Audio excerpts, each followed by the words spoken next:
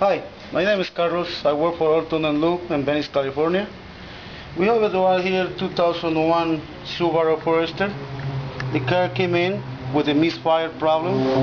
We checked the codes because with the check engine, while the check engine light was on, what happened? We find two codes, cylinder number 1 and number 3 was working, but it's not like really good.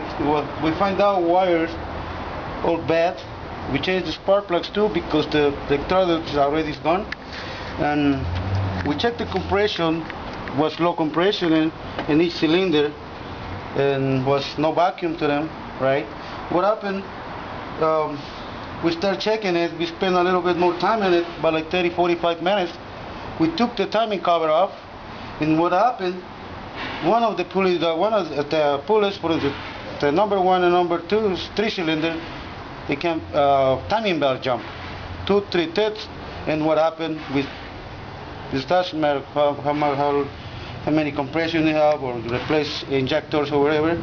We just put it back. We put it together where the marked specification is, and we started up, and the car runs perfect. Now we've got to replace the timing belt, and what happened? Why the timing belt jump?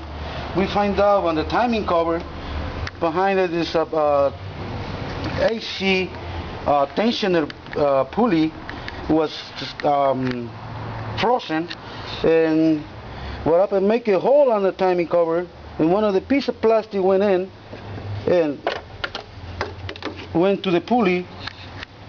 That's what happened, but it's very weird. We spent about 45 minutes to 30 minutes to find out. Finally, we figured it out, right? That's in the future. If you guys, we start from the timing belt, check it, see if it doesn't jump, right? It's not common, but we have to check it. This is just okay. Thank you very much. I'm going back to work.